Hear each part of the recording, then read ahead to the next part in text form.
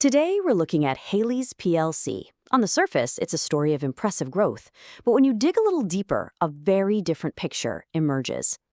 Here's the core of it right here. You've got this fantastic 23% jump in profit for equity holders. Looks great.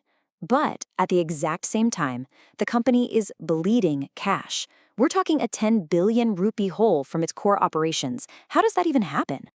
And just a quick heads up, this is purely fundamental analysis for educational purposes. It is not financial advice. So you've got this massive profit jump and a 10 billion rupee cash deficit. The question is obvious, right? Where on earth did all the money go? Let's find out. The whole story really starts to unravel with this one number, negative 132.3%. This is the key to everything. What is that? It's the cash conversion ratio. Basically, it tells you how good a company is at turning its paper profits into cold, hard cash. And a negative ratio. Wow. That means for every single rupee of profit Hayleys reported, they actually burned through 1.32 rupees in cash. Think about that. The more profit they made, the more cash they lost.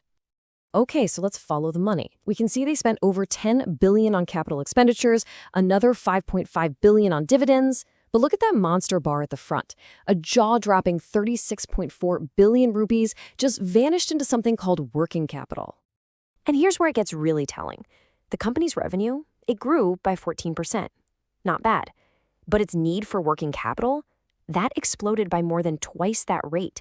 That is a massive disconnect. It's a huge red flag that something operationally is just not efficient. Okay, so let's break down that 36.4 billion rupee black hole. Where did it go? Well, it's pretty simple actually. A massive 73% of it is tied up in receivables. In plain English, that's money customers owe them on unpaid invoices. And the other 27%, that's just stuff sitting in a warehouse. Unsold inventory. You see the problem, right? You've got these amazing profits on paper, but zero cash to actually pay the bills, or invest, or pay out those dividends. So what do? How do you plug a multi-billion rupee hole in your bank account? Well, here's the answer. You borrow. A lot.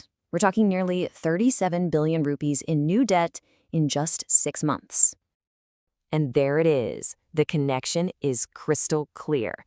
That massive cash shortfall from their operations wasn't filled by profits. Nope. It was plugged almost rupee for rupee with new loans. And of course, this has a huge impact on the company's financial health. You can see it right here on the balance sheet. Their interest-bearing debt just jumped from 204 billion to 241 billion rupees. And look at the net debt-to-equity ratio. That's a key measure of risk. It's climbed from 1.05 all the way to 1.22. The company is getting way more leveraged. So with all this new debt, you have to ask, can they actually pay their immediate bills? For that, we look at something called the quick ratio. It's a simple test. Does the company have enough cash and receivables to cover its short-term debts without having to sell off its inventory? You really want to see that ratio above 1. Hayleys quick ratio, it's sitting at 0.80. That's below that critical 1.0 line, which definitely signals some risk. So what? What does that 0.80 actually mean? It means the company cannot cover its immediate bills with its most liquid assets. To pay its debts as they come due, it has to rely on selling that inventory we saw piling up earlier. That's a classic sign of liquidity pressure. All right, so let's step back for a second. What are the big lessons here? What can we take away from this deep dive into the financials? Okay, 3 really important lessons. First, and this is a big one, profit is an opinion, cash is a fact. You have to check the cash flow statement, period. Second, keep a close eye on working capital. If it's growing way faster than revenue, that's a serious warning sign about efficiency. And third, growth funded by debt is fragile. If you're not generating your own cash, all that leverage can turn into a trap real fast.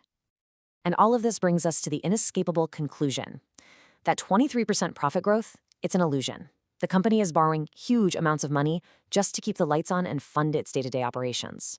So until they fix that fundamental problem of turning profits into actual cash, what we're looking at is just accounting profit. It's not real sustainable economic value.